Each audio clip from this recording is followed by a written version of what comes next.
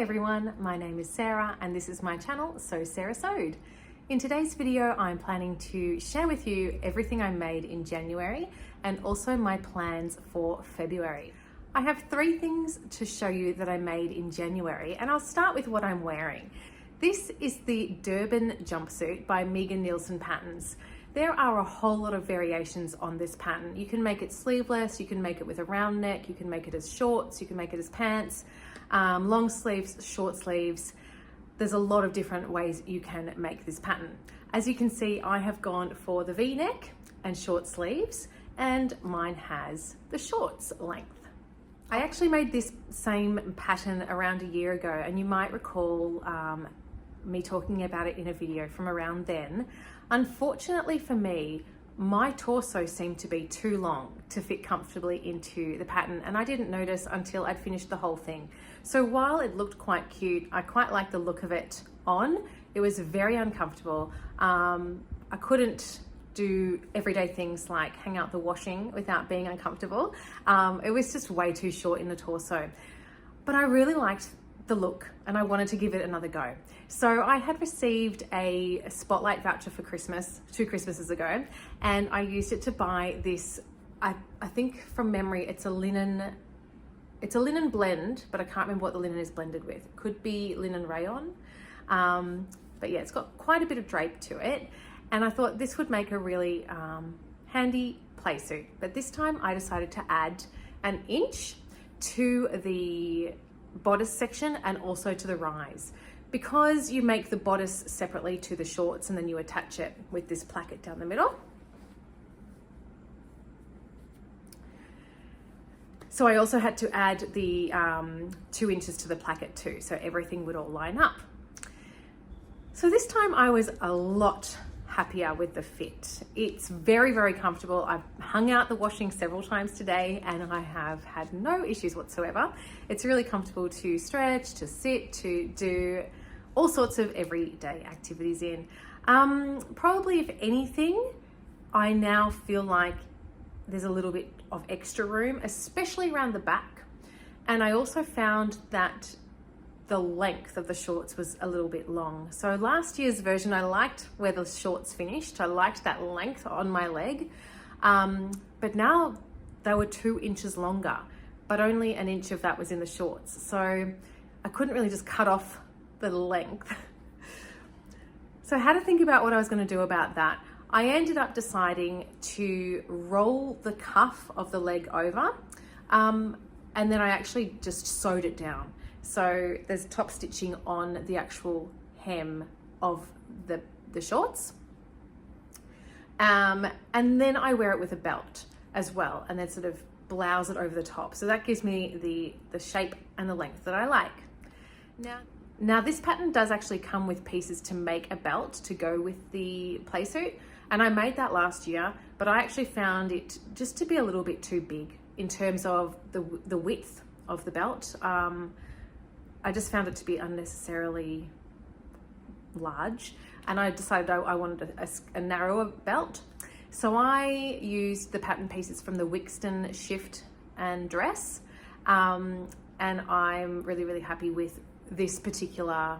I feel like it's a balanced look when I've used this belt. I'll show you.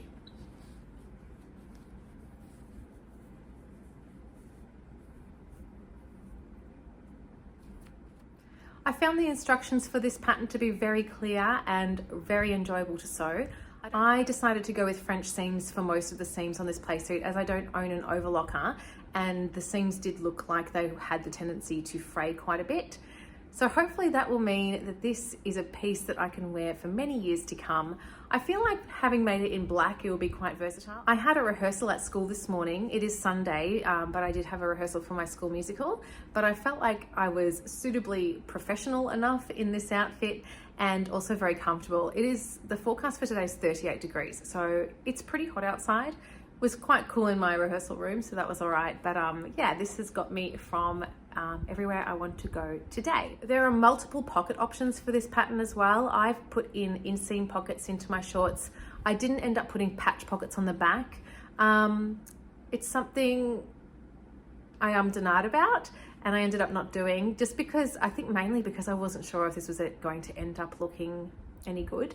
Probably if I'd known I'd like it, I might have put them on, but I don't think it matters so much. And the side seam pockets are really the ones I access. The back ones would be just for aesthetics, really, for me. But yeah, I think it looks good and I'm really happy with it. I've also turned up the sleeves cuff to match the shorts. So these are also top stitched down as well. So that is my lengthened and improved Durban Jumpsuit by Megan Nielsen Patterns. The next item I'll share with you was one from my Make 9, and it was the Chanterelle Pants by So Liberated. This was my first pattern for the year, and it was an absolute pleasure to make these pants. I made them out of a beautiful blue linen that I got from the fabric store. I loved every step of making these pants, and I love the final result as well. So the Chanterelle Pants from So Liberated come in 3 different views. There is a wide leg version, shorts, and a sort of barrel leg with a tapered cuff. That's the one that I went with. They all have an elasticized waistband and front and back pockets on these. Now the view that I made, view B, is intended to be a cropped length, and the pattern was drafted for someone, I think from memory, 165 centimeters tall, or maybe it was 5'5", something around that. So I decided myself, I'm 160 centimeters tall, or about 5'3" ish. So I decided I would take 2 inches off the length of the pants. I thought the pattern piece actually has like a line to indicate where your knee is. So that was really helpful in me making that decision of, yes, taking off these 2 inches will end up with that knee line in the right place. And I also decided, because the pants were intended to be cropped, if I accidentally took off a little bit too much, it wouldn't be such a big deal. As it turns out, I really like the length of these pants, so I'm very happy with them. My measurements put me in around a size 14, so that was the size that I made. The waistband is elasticized, so you can just make that to fit your waist, and then it's top stitched down, and I really, really love the impact. The waistband, as I mentioned, is fully elasticized, so if you wanted to, you could make that as tight as you liked, as long as you could get them pulled over your hips. And what I really appreciate in this pattern, having made a few other pairs of elasticized waist pants, is that there doesn't seem to be that excess amount of fabric in the back especially. So I don't feel like there's a whole lot of creases at the back. I've often made pants where I like them from the front, but I don't love them from the back. But I really, really like the way these look from all angles. So yeah, I'm definitely going to make these again. And actually, I'm going to be talking about my next version when I get up to my February plans, because I'm going to make some very soon. I mentioned that these pants have a bit of a tapered leg, and you get some tapering out of pleats at the bottom of the leg, which just, I think, makes a really interesting detail at the bottom as well. So it's not something I've seen in pants before. I've certainly never made any pants with a pleat down the bottom. Yeah, but I really like the look. I feel like this detail sort of elevates the pants a little bit more. I'm very comfortable to wear these to work as well. I don't feel like I'm too casual in these, but they are extremely comfortable. So a winner pattern, I would definitely recommend it. And the third thing that I made in January wasn't a complete make for me, but it was something that I revisited. So at the end of 2021, I made another Megan Nielsen pattern. It was the Floreat Dress. Now this is a pattern that has, again, a lot of variations.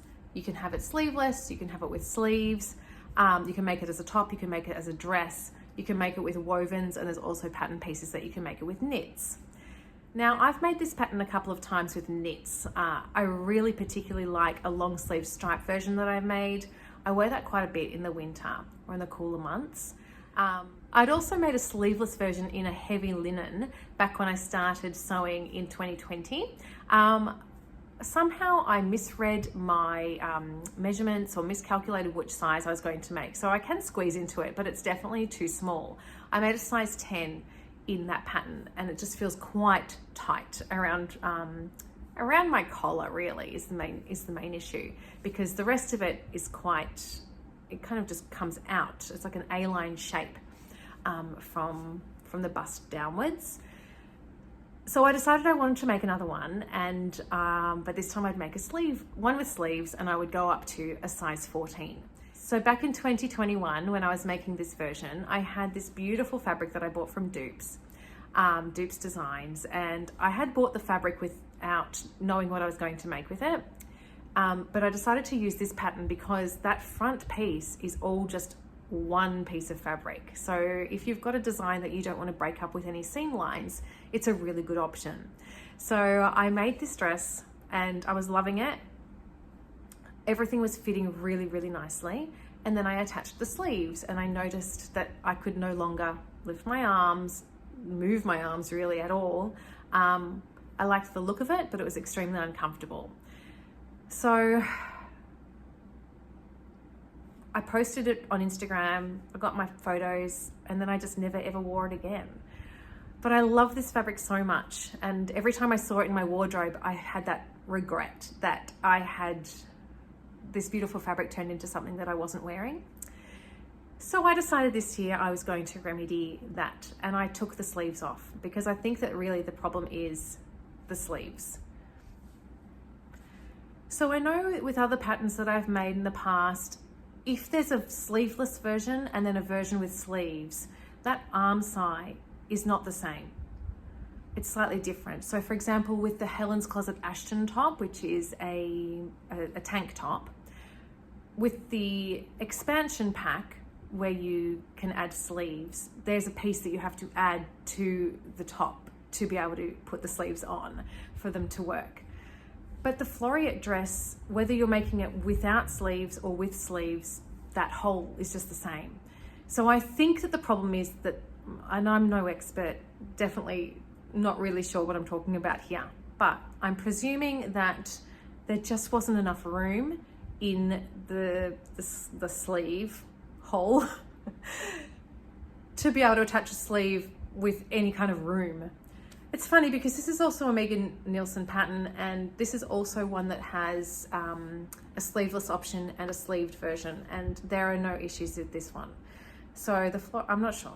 So I could be just making things up, but in terms of the Floreat pattern, when I had it sleeveless, it was completely fine and comfortable, but when I added the sleeves, unwearable. Anyway, when you make the sleeveless version of the Floreat dress, there's a facing that goes all around the neck and the arms.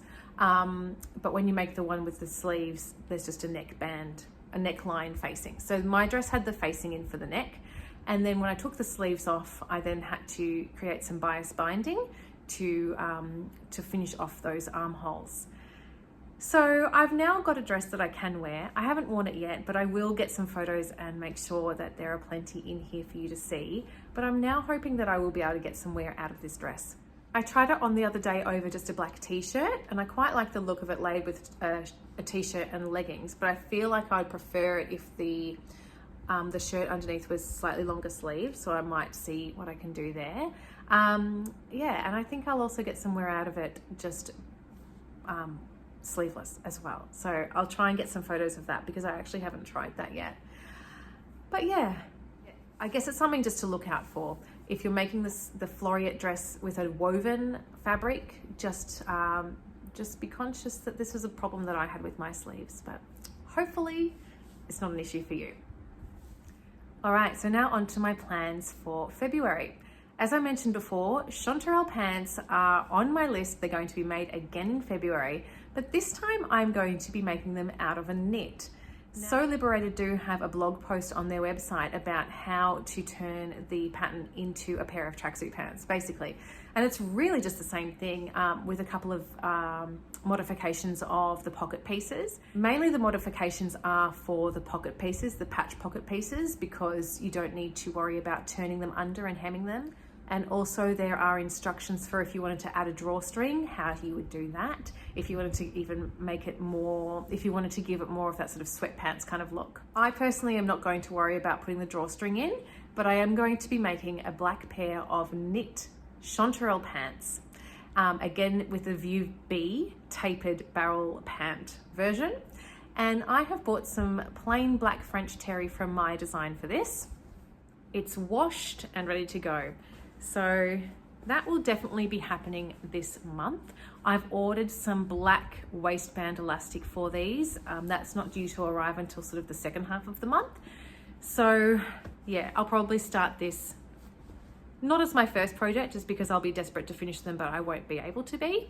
But that will definitely be happening in February. Continuing with the comfort theme, I'm also going to be making a oversized jumper or sweater, pullover, wind cheater, whatever you want to call it. So I've decided to make the Jackson pullover by Helen's Closet. It is a plan that I've put on my Make 9 for this year. I wanted to have an oversized sweatshirt. I hadn't decided at that point whether I was going to make a hooded version or not. I've decided I'm not, and I'm just going to be going with a plain pullover. Now I am going to be going up a size from my normal Helen's Closet size. So normally in Helen's Closet, I make a size 14.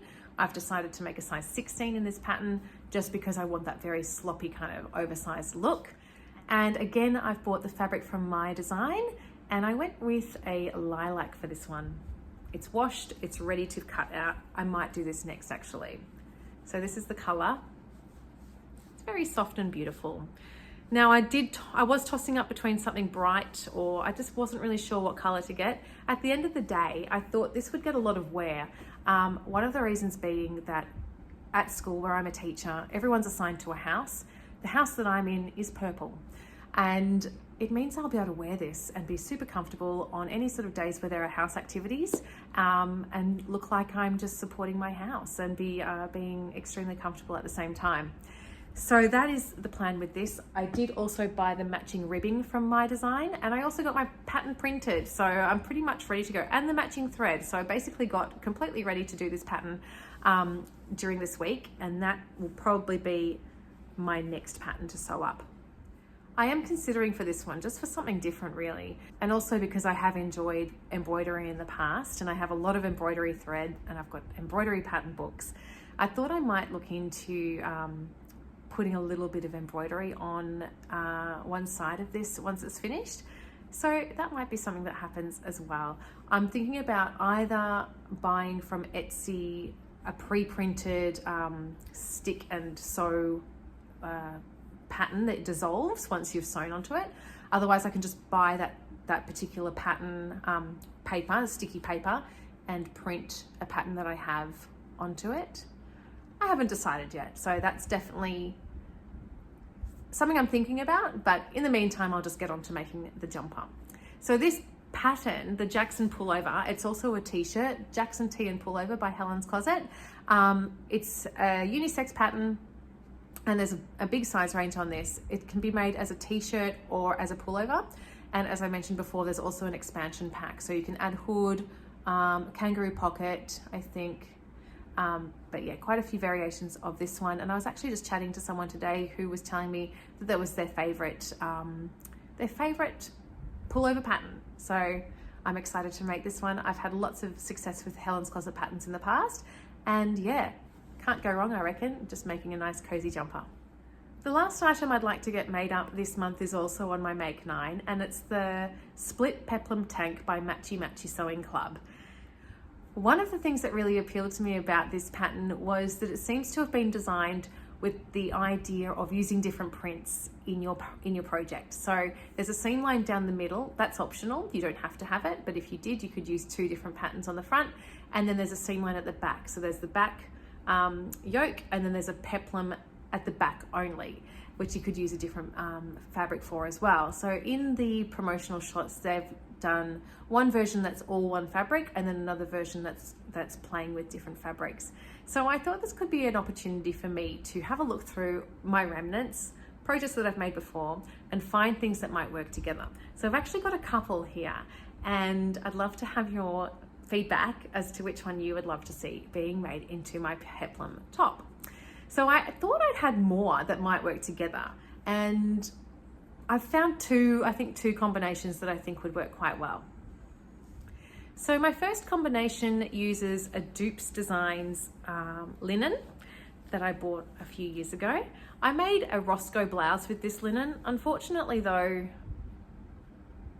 I made the wrong size. It's a bit too big. A lot of people have recommended to size down on the Roscoe blouse, and I didn't. so it's not very wearable for me. It's just a bit too oversized. Anyway, I've got quite a bit of this one left. So that's a linen. I could probably make the whole tank in this, but I suppose I like the idea of mixing and matching a couple of different fabrics. So for this one, I was thinking I would do this for the top, for the front, I mean, and then also for the peplum, but then the back yoke using this linen, that was also from my design, and I made my mum a shirt for Christmas in this one. And I've got just enough to fit on the back yoke piece. So that's one combination option. Or I've got this beautiful linen that I made my Chanterelle pants from. I've got quite a bit of that left. It's absolutely beautiful. So I was thinking I could use this for the front of a version, and then this for the back. Now that is a fabric from Variety Hour. They don't usually sell fabrics, but they did have a warehouse sale, and that's like a linen, I'm not sure what the fabric composition of that one is, some kind of linen blend, I think. And so I would do plain on the back and this on the plain on the front and this on the back. So I'll show you again. I do have another piece of this, so I think I do have enough to be able to use it, but I think that would look good as well. So I'd love to know which one of those appeals to you, or which one you think I should make. Might end up making both of them, but yeah, I'd love to know which one you would be more interested in seeing. So they are all of my sewing plans for February. I'm also working on some knitting. I started a knitting project at the end of last year, 30th of December I cast on. It's the Hiberknitalong by Stephen West. He puts out a pattern each year and encourages people to cast on Boxing Day and all be knitting the same pattern at the same time. I wouldn't call it a true knit along because there is no timeline or anything like that, but it has been fun to knit and see other people knitting the same thing. I got a kit for Christmas for this pattern. My mum's also a knitter, and I did tell her that I was planning to make this pattern. I thought this would be a really nice thing to make over the summer. So while other people are doing this as their cozy winter make, this was my sort of summer project. It will continue. I think some people finished theirs ages ago, but mine will be a lot longer to go. But yeah, I told my mum I wanted to make it, and I sent her the link to a yarn shop that was selling kits for them. You needed a set of a fade, 5 yarns in a fade, and Skein were doing different sets. They had about 5 or 6 colorways you could choose from. So I requested a set for Christmas, but I also asked my mum to choose one because I wanted some sort of surprise, and I thought that would be nice for her to choose. And she chose me the most beautiful colorway. It was called Calm. So it started with a silver, and then added some blues in and some greens, and then a bit more gold and brown and grays, and then it's going to finish with a brown. So here's what I've got so far.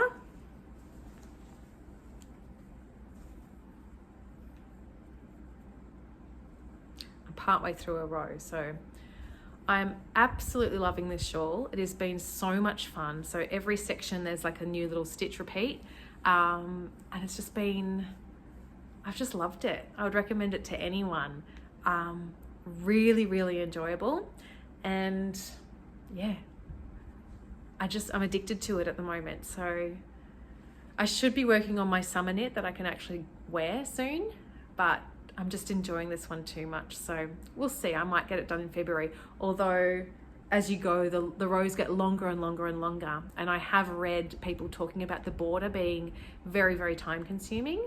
So I'm not gonna rush it or anything, but it might get finished in Feb. Otherwise it will probably get finished in March. So that's the other thing I'm spending a lot of my free time on. So they're all my plans. I hope you've enjoyed them, and my makes as well. And if you have made any of those patterns, I'd love to hear your experiences of them as well. If you've enjoyed the video, please do give it a like, and I will look forward to seeing you in my next video. Bye-bye.